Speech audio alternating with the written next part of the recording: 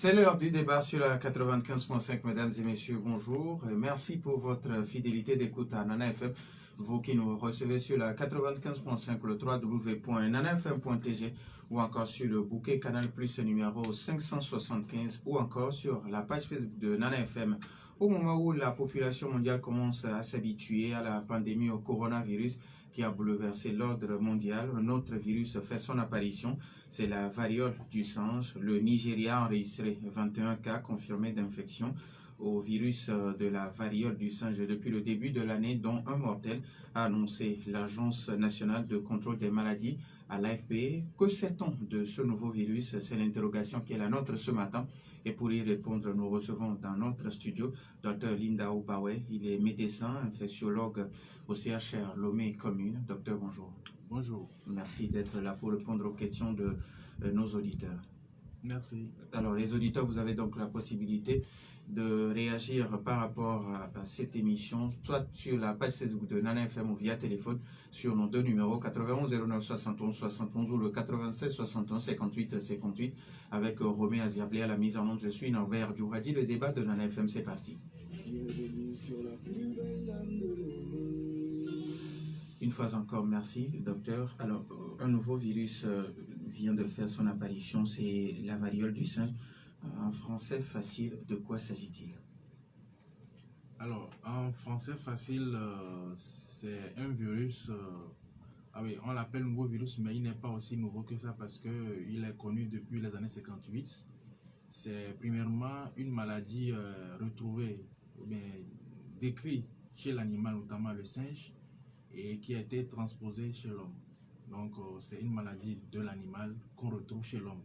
Alors, d'accord. Quels sont les symptômes de cet ancien nouveau virus? Alors, les symptômes, pour les signes de début, ces symptômes sont similaires à notre fameux Covid-19. Mais la caractéristique majeure de la variole du singe, c'est l'apparition des éruptions cutanées. Alors, sur la peau de la personne qui est infectée, on remarque des bulles, des vésicules, des vésicules qui contiennent un liquide dont au début le liquide est clair et puis progressivement ce liquide va devenir trouble, on parle de pustules. Donc c'est ça qui fait la caractéristique majeure de la variole du singe et ça prend tout le corps, de la tête jusqu'aux pieds. Alors, vous l'avez effleuré, est-ce qu'il y a une corrélation entre ce virus et la COVID-19? Non, il n'y a pas de corrélation, d'autant plus que les deux virus appartiennent à des familles différentes. Il n'y a pas de corrélation, mais au niveau des signes, dans les débuts de la maladie, il y a une similitude. Et pour la variole du singe, c'est l'apparition des éruptions cutanées caractéristiques qui fait la différence avec la COVID-19. Alors aujourd'hui, que sait-on de ce virus? Oui, c'est ce que je disais, c'est un virus qui a été identifié depuis les années 58 chez le singe et ça a créé également une épidémie. C'est d'abord à la suite d'une épidémie au sein d'un groupe de singes qui était parqué pour des recherches scientifiques et c'est dans cette cohorte-là que ce virus a déclenché une épidémie et a fait l'objet de l'identification. Et en 1970, certains pays comme la RDC ont connu des cas de variole du singe chez l'homme. Donc, c'est pour dire que ce n'est pas un virus aussi nouveau que ça. C'est parce qu'il est resté en sourdine pendant plusieurs années et que maintenant il refait surface. Alors, comment vous expliquez, vous en tant qu'infectiologue, comment vous expliquez la prolifération des virus mortels ces dernières années? Oui, la prolifération des virus mortels peut s'expliquer par... en fait, c'est l'homme qui est au centre de ces désagréments, puisque les virus, ils sont là, et c'est l'habitude de vie, ou bien le mode de vie, les comportements de l'humain qui font que ces virus ou bien ces agents pathogènes quittent leur réservoir et vont venir s'attaquer à l'homme. Donc c'est l'homme qui est au centre de toutes ces manifestations. Alors que pensez-vous de ceux qui pensent que les virus sont fabriqués de toutes pièces dans les grands laboratoires pour des raisons économiques? Non, il faut dire que l'homme à lui seul ne peut pas fabriquer un virus. Mais les virus, les virus ou bien les agents pathogènes peuvent être stockés comme on peut garder ou bien conserver un livre dans une bibliothèque par exemple. Et donc, il y a certains laboratoires, de grands laboratoires au monde, il y en a 2 au monde où on stocke un certain nombre de virus, mais ces virus qui sont stockés entrent dans la recherche scientifique, notamment pour la recherche vaccinale et autres. Et donc, dans ce stockage-là, si vraiment il y a une erreur qui est produite, ça peut donner ce que nous connaissons aujourd'hui. Mais dire qu'on fabrique intentionnellement un virus, ce n'est pas possible. Alors aujourd'hui, la variole du singe, est-ce que le Togo est déjà touché? Est-ce que vos recherches ont déjà détecté un cas dans notre pays? Donc pour le moment, on n'a pas encore eu de cas au Togo. C'est vrai que le Nigeria est un pays endémique, c'est-à-dire que depuis même l'année, à la fin de l'année, avant la fin de l'année 2021, il y avait déjà des cas au Cameroun, au Nigeria, en RDC, en Centrafrique. Et donc, c'est dire que c'est une maladie qui était là depuis, c'est parce qu'on n'en parlait pas. Mais au Togo, on n'a pas encore eu de cas, mais la proximité de ces pays, notamment le Nigeria, fait que, on n'est pas loin d'avoir des cas. On ne le souhaite pas, mais puisque aujourd'hui, le facteur de propagation, c'est un peu les voyages intercontinentaux et puis les importations des animaux. C'est pourquoi aujourd'hui, il y a beaucoup plus de cas dans les pays occidentaux à cause justement de l'importation des animaux et des voyages intercontinentaux. Alors, est-ce qu'aujourd'hui, la grande question que tout le monde se pose, est-ce que on dispose déjà d'un vaccin contre le virus ou bien la variole du singe? Oui, il existe un vaccin contre la variole du singe et il faut dire que la variole est une maladie également qui est décrite chez l'homme. Il y a la variole humaine et la variole du singe. Et donc, la variole humaine est une maladie qui a été éradiquée depuis les années 80. Donc, depuis 80, on n'en parle plus. Les manifestations sont similaires avec la variole du singe. Et le vaccin qui a permis d'éradiquer la variole humaine, ce même vaccin est efficace sur la variole du singe. Sauf que depuis 80, on n'en fabrique plus parce que c'est une maladie qui a été éradiquée. Peut-être que c'est maintenant qu'on va réactiver, s'il y en a encore les possibilités de réactiver ce vaccin pour lutter contre ce nouveau virus, la variole du singe, qui n'est pas tout à fait nouveau, mais qui est en train de refaire surface. Alors, comment prévenir la variole du singe? Alors, comment prévenir la variole du singe? Il faut dire que ici, les manifestations de la variole du singe, c'est essentiellement des signes cutanés. Contrairement à la COVID-19 où le sujet qui est asymptomatique peut contaminer, ici, ce n'est pas le cas. La personne qui est en incubation, c'est-à-dire qui a attrapé le germe mais qui ne fait pas encore la maladie, n'est pas encore contagieuse. Donc, c'est lorsque les vésicules ou bien les éruptions cutanées vont commencer, puisque dans ces éruptions, comme j'ai dit, il y a un liquide qui est là. Donc, et ce liquide, dans ce liquide se trouve une quantité importante de virus. Et donc, c'est à travers ces vésicules-là, ces sécrétions-là, que la personne va rester contagieuse. Donc, le vrai mot de prévention, c'est vraiment d'être éloigné des personnes chez qui on détecte ou bien on décrit ces lésions cutanées, puisque c'est à travers ces lésions que la contamination va se faire. Mais en dehors de ça, il peut y avoir également des contaminations par voie aérienne, mais il faut que déjà la personne, on ait déjà des signes de suspicion, notamment l'apparition des vésicules sur la peau. C'est ça qui va faire, qui va mettre vraiment, qui va faire craindre une éventuelle contamination à l'ensemble de la population ou bien à l'entourage. Alors, ce qui veut dire qu'aujourd'hui, quand on a quelqu'un qui est atteint de la varicelle ou bien de la variole à la maison, il faut avoir peur de cette personne? Non, il y a une belle différence entre la varicelle et la variole. Alors, si je peux... Oui, allez-y, pour qu'on puisse comprendre. Dans parce que quand vous parlez des éruptions cutanées... Oui, dans les éruptions cutanées, il y a différentes sortes d'éruptions cutanées. Dans la varicelle, les éruptions ne donnent pas de bulles. De bulles, comme on le décrit, c'est de grosses bulles. C'est des bulles qui ressemblent un peu à une peau ébouillantée, je parle de la variole du singe. Quand vous prenez, je sais pas, imaginez hein, l'eau chaude qui est versée sur une peau, ce que ça donne, les vésicules ça donne, les bulles ça donne.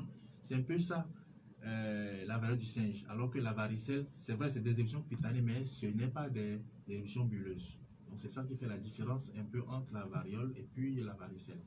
Ce qui veut dire que même quand on a quelqu'un à la maison qui a au moins la varicelle, il faut rapidement aller dans un centre. Oui, bien sûr, puisque la varicelle elle-même, elle est contagieuse. C'est vrai, c'est une maladie qui est obligatoire. Tout le monde fait sa varicelle, mais il faut quand même prendre des précautions.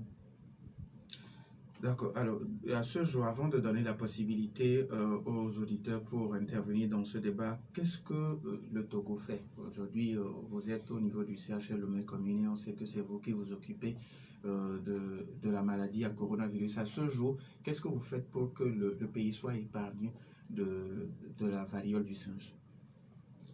Alors, qu'est-ce qu'on fait pour que le pays soit épargné? Ça, c'est une question un peu compliquée. Mais ce que je peux dire, c'est que c'est de sensibiliser la population à consulter rapidement devant des signes, comme on l'a décrit, et surtout devant l'apparition des éruptions cutanées. Puisque ça commence toujours ça commence par des éruptions et ça commence petitement et c'est dans l'évolution on va remarquer des éruptions bulleuses qui vont ressembler à une variole. Donc, c'est d'inciter la population à consulter rapidement devant une manifestation cutanée, s'il faut le dire ainsi. Faut pas, devant une manifestation cutanée, il faut rapidement consulter pour que l'agent de santé fasse la différence entre une éruption cutanée d'origine autre que la variole du singe. Donc, c'est vraiment la première des choses qu'il faut faire.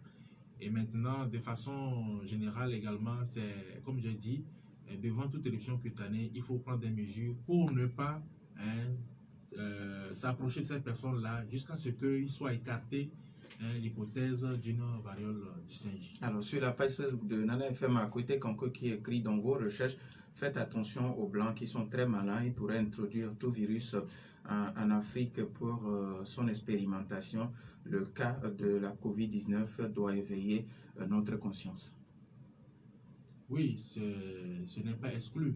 Ce n'est pas exclu. Comme j'ai dit, les virus sont stockés puisque aujourd'hui, les vaccins contre les virus, c'est à partir des virus qu'on fabrique les vaccins. Et donc, il faut stocker les virus pour cette recherche. Et donc, au cours du stockage ou bien pendant le stockage, des erreurs peuvent se produire et ça peut laisser échapper des virus. Et également, de façon mal intentionnée également, on peut le faire parce que nous savons que on a ce qu'on appelle le bioterrorisme. Et évidemment, le virus de la variole du singe est un virus qui est listé parmi les virus qu'on peut déclencher dans le cadre d'un bioterrorisme. 91 09 71 71 ou le 96 61 58 58. Les auditeurs ont maintenant la possibilité sur ces deux numéros pour participer à ce débat, mais après la courte pause.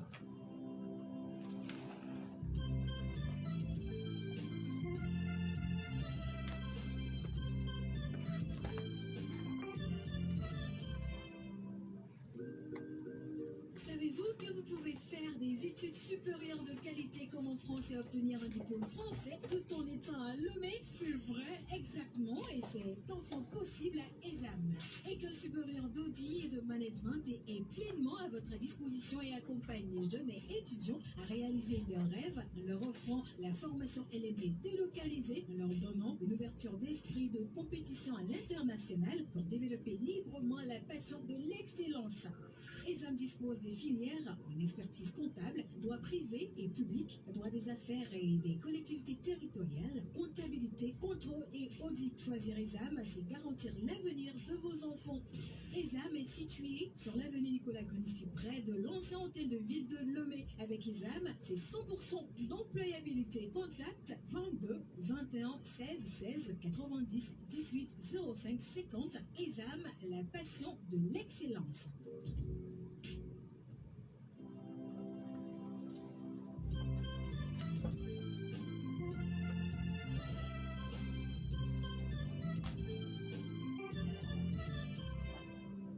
Retour dans les studios de Nana FM 91 09 71 71. Nous avons un premier auditeur en ligne. Nana FM, allô? Oui, allô, bonjour. Oui, bonjour, Massa Dadido Gomi. Bonjour à votre invité. Bonjour, monsieur. Donc, je reconnais à votre invité son devoir de réserve. Parce que pour sa fonction, il y a certaines choses qu'il ne peut pas dire en public. Mais par exemple, moi, je n'ai pas ce devoir de réserve. Tout à l'heure, à propos de la fabrication de ces virus, que l'Union soviétique dénonce ce qui se passe en Ukraine, il a dit que ce n'est pas possible. Moi, je voudrais dire par là que sa réponse, pour moi, serait ce n'est pas normal, me contenterait, même pas possible, non. Parce que nous savons tous que les Européens fabriquent des armes bactériologiques. Donc, dire que ce n'est pas possible, je ne suis pas d'accord avec lui sur ce point. Et je dis que c'est son devoir de réserve, peut-être qu'il oblige. Et je voudrais proposer aussi à un FM, dans des cas pareils, de faire des radios-trottoirs pour avoir la vie, la philosophie de la population. Et pour voir ceux qui sont pour, ceux qui sont contre. Cela pourrait aider nos dirigeants à tracer des stratégies de prévention. Merci. S'il vous plaît. Bon. Merci.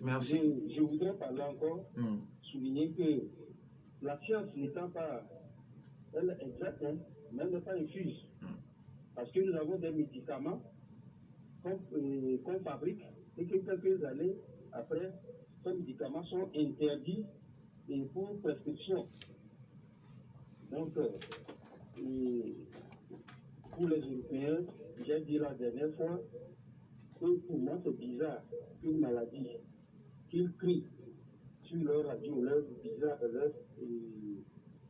radio et autres de propagande, et c'est une maladie africaine. C'est toujours l'Afrique qui est le mauvais petit canard, comme on dit. Mais comment se fait-il que c'est chez eux qu'on trouve cette maladie? Merci beaucoup, Massa Dadido Gomi. Nous avons un autre auditeur, 91 09 71 71 ou le 96 61 58. Allô? Allô? Oui, bonjour. Bonjour, mon docteur. Papa Sibiti, comment allez-vous? Bonjour, monsieur Sibiti. Papa Sibiti. Il préfère oui. papa lui. Bonjour, Papa Sibiti. Oui, Papa Sibiti, bonjour. Bon, félicitations d'avoir dit à tous ces gens qui sont ne pouvez pas prouver que le vivre ensemble d'hier et que la nation a fait. Vous direz, le directeur, mon fils, c'est le travail des chefs coutumiers et de l'État pour que ces jeunes, le vivre ensemble, c'est nos enfants, nos jeunes, les grands et certains adultes. Bon, je reviens maintenant au thème du jour. La varicelle, la variole, je me fais la variole. Nous avons en troisième appris comment elle se développe. S'agissant maintenant des feuilles, donc ils ont trouvé les feuilles là, et ils viennent nous les adapter. Le docteur, je le remercie, il a expliqué comment elle évolue, l'intubation, tout ça. Docteur, vous avez un grand travail avec l'État à faire. Nous, par exemple, la varicelle, traditionnellement, il y a un produit là qu'on prend pour vous frotter sur le corps. Après quelques moments là, bon, ça part. Donc, docteur, je ne vais pas expliquer, ce n'est pas de mon domaine. C'est surtout comme les Togolais le disent, l'idée pour trouver les médicaments, mais les vaccins, tout ça. Merci beaucoup. Merci à vous aussi, Papa Sibiti. 91 09 71 71 ou le 96 61 58 58. Les auditeurs ont toujours la possibilité. Tout à l'heure, docteur, vous avez suivi les deux. Nous avons un autre auditeur. Nana FM, allô? Allô? Oui, Armand, bonjour. Bonjour Norbert. Comment allez-vous? Je me porte très bien. Alors, on vous écoute. Bonjour à notre invité. Bonjour, monsieur. Oui, aujourd'hui, on nous parle encore d'une maladie, la variole du singe. Je ne sais pas si actuellement tous les Togolais sont au courant, parce que nous savons que c'est à Lomé que nous avons plus d'informations. Maintenant, dans ce domaine, quelle sensibilisation l'État compte faire pour que tous les hameaux les plus reculés du Togo soient au courant? Parce que vraiment, plus la sensibilisation sera efficace, plus on va vraiment éviter cette maladie. Merci. Merci à vous aussi, Armand. 91 09 71 71 ou le 96 61 58 58. Alors, docteur Massa Dadido Gomé, qui pense que vous vous réservez parce que vous avez devoir de réserve par rapport à certaines informations, et il parle aussi d'armes bactériologiques. Oui, je n'ai aucun droit de réserve, je l'ai souligné parce que peut-être qu'on ne se comprend pas. Vous avez dit tout à l'heure si c'est une fabrication, ce virus. Et j'ai dit, on ne peut pas fabriquer de façon originale un virus. Quand on parle d'armes biologiques, c'est à partir de l'existant que ces armes sont créées pour le terrorisme. Ce que je veux dire, c'est que c'est comme si on dit, par exemple, si on peut fabriquer un mouton ou bien on peut fabriquer une poule. C'est ce que je veux dire, c'est pas possible. Mais quand on parle de bioterrorisme, c'est à partir de ce que nous avons dans l'environnement comme agents pathogènes nuisibles. C'est à partir de ça que on sélectionne certains en fonction de leur gravité ou bien des lésions, ou bien oui, des complications que ça peut entraîner chez l'humain, pour en faire des armes biologiques. Et j'ai dit également que le virus de la variole du singe également fait partie des armes biologiques, ou bien des armes biologiques, bien, fait partie des virus qui sont incriminés dans le bioterrorisme. C'est ce que je veux dire. Alors, il y a pas. Et j'ai dit également que les virus, ou bien dans la recherche vaccinale, on fait un vaccin à partir de l'agent pathogène.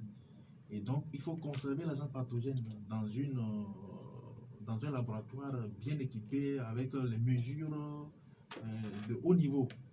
Maintenant, c'est l'homme qui est au centre. Et l'homme, dans cette tâche, peut commettre des erreurs qui peuvent être fatales. On en a vu dans les usines nucléaires. Et donc, c'est la même chose qui peut arriver également en médecine, dans les laboratoires. Également, et puisque le monde est truffé de terroristes, de bandits, également, les gens peuvent être mal intentionnés et profiter de ces recherches-là pour en faire du banditisme. C'est ce que je veux dire. D'accord. Alors, Papa Sibiti qui demande à ce qu'on fasse tout pour que les Togolais ne souffrent plus des effets de ce nouveau virus. Oui, de toute façon,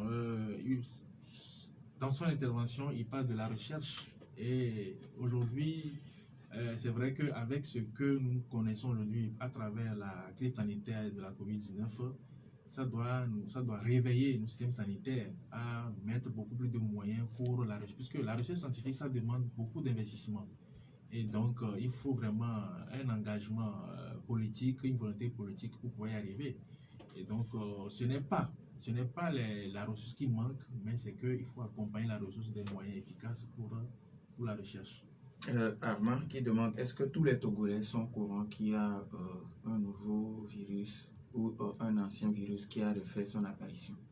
Non, je ne pense pas que tous les Togolais sont au courant, mais pour que cette information soit portée à toute la population, ou bien à la majeure partie de la population, c'est à travers ce que nous sommes en train de faire actuellement, et pas seulement en français, mais dans nos langues locales, pour que au fin fond du Togo, les gens également puissent comprendre qu'il y a un nouveau virus qui est là. Donc je pense que c'est à travers les médias et surtout dans nos langues que les gens pourront être informés de façon claire.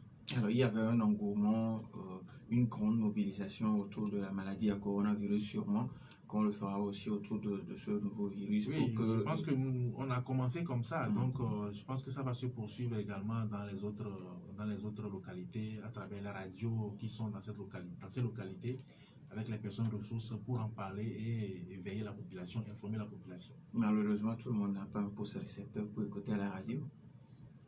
Oui, mais on commence déjà comme ça, puisque aujourd'hui, nous sommes toujours en pleine pandémie et toutes les mesures édictées depuis le début sont encore là. Donc, on ne peut pas faire de regroupement pour inviter la population, tout ça. Mais déjà, on commence comme ça. Et je pense que progressivement, les gens seront informés. 91 09 71 71 ou le 96 61 58 58. Nous avons un auditeur en ligne. Nana FM, allô? Allô? Michel, bonjour. Bonjour. Oui, on vous écoute. Oui, bonjour à l'invité. Bonjour, monsieur Michel. À écouter notre invité, et je pense que à un moment donné, il faut commencer par se faire conscience. Parce que vous avez fait les mêmes écoles que les Blancs. Et ce qui m'étonne, c'est que vous n'imaginez pas à quel point ces Blancs sont pervers. Bien sûr que ce n'est pas tout le monde, tous les Blancs. Mais quand le Blanc veut agir négativement, vous ne pouvez pas imaginer. Et ceux qui donnent l'impression ou disent que ça peut être aussi un virus réanimé par eux-mêmes ou injecté au sein de la population, je crois que c'est une version aussi à ne pas négliger. Parce que Covid est arrivé et ils ont pensé que Covid allait nous arracher comme des rouges. Mais comme ce n'est pas le cas, c'est comme si c'est un bébé pour eux. Parce que tout ce qu'ils ont l'habitude de dire, ça dit qu'ils se disent scientifiques et ça se réalise comme ça, ils donnent la force à leur science. Alors que leur science n'est que aussi quelque chose d'éphémère en vérité. Et donc, on ne peut pas écarter totalement ce côté-là. Mais si le virus du singe, ce virus-là est un ancien virus, je ne pense pas quand même s'il y a alerté les foyers, les populations, tout ça, je ne pense pas que ce virus aura tellement d'impact sur nous si nous prenons les précautions qu'il faut pour lutter contre les virus. Parce que cette situation qui existe actuellement, c'est la situation de Covid et c'est ce que l'État le regarde et le finance. Ah oui, parce que c'est ça qui arrange, on ne sait pas. Et donc, moi, ce que je voudrais dire par là, c'est qu'il faut que vous qui êtes les experts du domaine de la santé, vous commenciez aussi par quitter un peu de ces vérités importées là, parce que le blanc n'a pas pitié de nous. Merci beaucoup, Michel. Alors, docteur, avant d'arriver, est-ce que nous avons un autre auditeur? Nana FM, allô? Bonjour Norbert. Monsieur Gado, bonjour. Bonjour à notre invité. Bonjour, monsieur Gado. Voilà, je suis d'accord avec mon prédécesseur. Nous sommes à la médecine de ces mangeurs de camembert. Vous voyez, quand ils s'enrichissent, ils font tout. C'est un virus qui a été activé. Je l'ai dit hier. Vous voyez, ce n'est pas possible. Nous, on a peur finalement pour nos enfants. Docteur, maintenant, nous, Africains, nous les Africains, on doit réfléchir pour faire comment fabriquer les médicaments. Franchement, même ce qui nous avons comme médicament, finalement, je n'ai pas confiance. Je vais à la pharmacie, je fais les médicaments, le mal est toujours là. Hein, docteur, merci, bonne journée. Merci et bonne journée à vous aussi, monsieur Garo. Alors, docteur, nous avons peut-être le dernier auditeur. En FM, allô? Allô, bonjour. Madame ici, bonjour. Ah bon, je pensais que c'était une transmission, j'ai appris et ça a marché. Bon, on parle du virus. La variole du singe. Pardon? La variole du singe. La variole du singe. Oui. Oh, vraiment, est-ce que les gens peuvent nous laisser vivre dans ce monde-là? Oui, je crois que franchement, on sort d'un virus de Covid qui a plombé le monde entier durant 2 ans. Et mais ça les a ruinés, il y a longtemps de ça. Ils ont été ruinés, quoi. Le Togo a reçu par 2 fois le premier prix pour la gérance brutale, violente, dont il en a fait pocher. Et puis maintenant, on sort de ça. Il y a la guerre d'Ukraine et qui est très loin de chez nous, mais les Africains, les dirigeants africains sautent dessus pour nous martyriser encore plus. Et maintenant, c'est la variole du singe.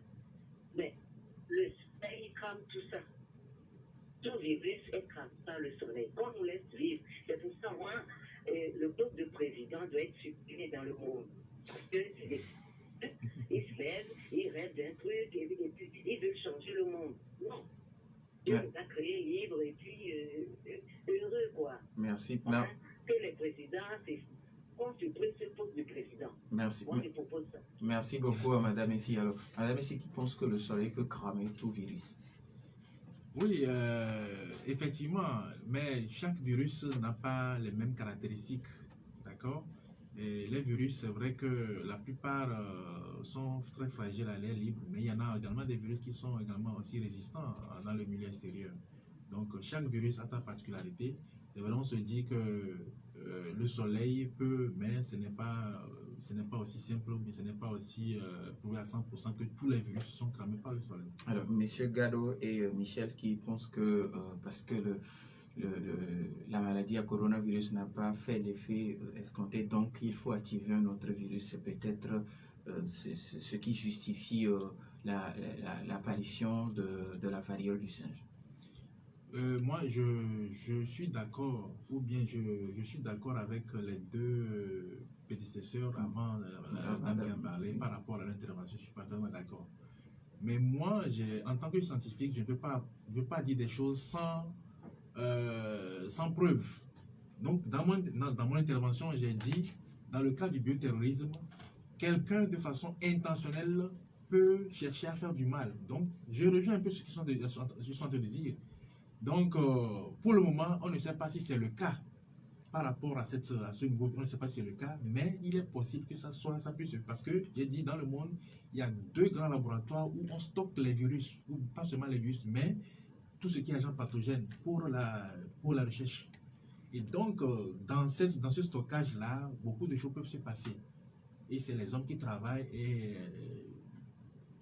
Alors, si quelqu'un a été contacté ou bien soudoyé par contre une telle somme d'argent, il peut chercher à faire mal. On en voit même dans la lutte contre les djihadistes au Sahel, il y a les forces de défense même sont en connivence avec ces forces ces djihadistes-là. Donc, il n'est pas exclu que cette situation qui se passe également. Donc, je ne dis pas que non, mais je ne peux pas affirmer à 100% que c'est comme ça. C'est pourquoi l'autre disait que je suis tenu de mettre des réserves. Non, ce n'est pas des réserves, mais c'est qu'il faut dire les choses avec précision.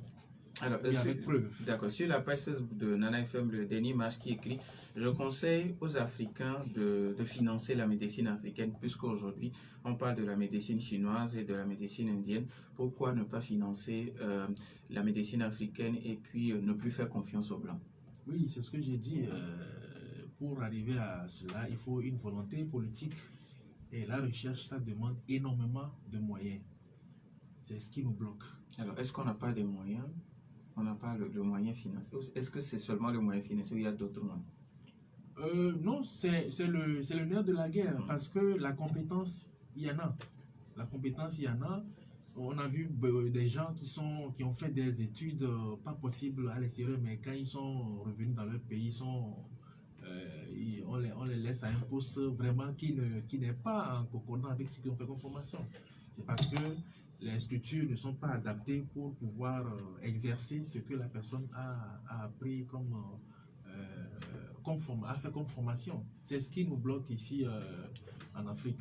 Et donc, on peut y remédier en mettant vraiment les moyens et pour la recherche essentiellement, parce qu'aujourd'hui, la recherche, elle est incontournable pour nous, les pays africains. Il faut qu'on cesse d'être toujours les consommateurs. Parce que quand il y a un problème en Occident, le blanc s'occupe de lui d'abord. Et c'est après avoir satisfait sa population qu'il va s'occuper maintenant du tiers-monde.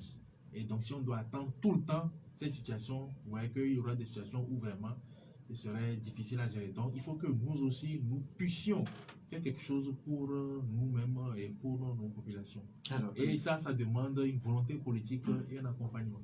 Papa Sibiti qui parlait entre-temps de l'automédication, parce qu'on sait qu'au début de la maladie à coronavirus, où les gens allaient à la pharmacie se procurer de la chloroquine, est-ce que dans ce cas aussi, est-ce que vous ne craignez pas qu'il y ait encore ce problème? En tant que... de quelle manière Les gens vont à la pharmacie, c'est parce qu'on a dit, bon, avec tel médicament, on peut guérir, ou bien on peut se préserver de ce virus. Donc, les gens se ruent vers les pharmacies pour s'acheter les médicaments et prendre comme ils veulent. Non, c'est pas également une bonne pratique. Parce que quand on prend le cas de la COVID-19 où les gens allaient s'acheter de la chloroquine ou bien de l'azithromycine, même quand ils n'ont pas de signes, c'est inutile parce que le médicament est fait pour lutter contre quelque chose.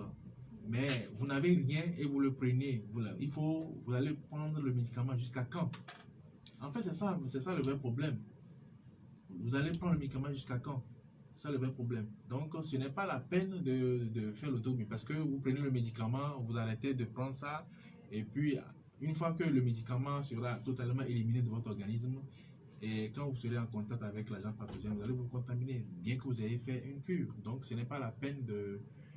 C'est vrai, il y a des situations où on peut donner des médicaments à des personnes contacts. Quand on prend un peu le cas de la fièvre Lassa, il y a un médicament qu'on donne puisque c'est des virus qui sont hautement contagieux. Donc, lorsqu'on prouve le contact entre une personne et une autre qui est un cas confirmé, on peut donner le médicament à la personne contact pour prévenir. Parce que là-bas, c'est beaucoup plus grave et la manifestation, la létalité également est élevée. Donc, mais ce n'est pas dans tous les cas qu'on s'adonne à des prophylaxies de telle sorte. De la même façon, dans le choléra également, on le fait. Parce que le choléra, ça va vite. La contagiosité est élevée. Donc, lorsqu'on prouve un contact avec un cas, on peut donner un antibiotique pour empêcher la diarrhée chez la personne qui a été... mais ce n'est pas dans tous les cas qu'on fait cette prophylaxie-là. Donc, ici, la meilleure prophylaxie, c'est d'abord la prévention non médicamenteuse, donc les mesures barrières, mais toutes les mesures qui sont là pour éviter la contamination de ce virus. Alors, parlons de la maladie à coronavirus, parce qu'il nous reste pratiquement 4 minutes. Où en sommes-nous aujourd'hui? Où en sommes-nous? Ça fait des semaines, voire des mois, que vraiment la situation épidémiologique au Togo est vraiment très bonne. Et actuellement aussi à Chelmo commune, nous n'avons qu'un seul patient. Donc voilà, et le dernier décès a été enregistré il y a longtemps. Donc la situation est calme à l'heure actuelle au Togo et on souhaite qu'il en soit ainsi. Alors donc il faut dire qu'aujourd'hui nous avons fini avec la Covid.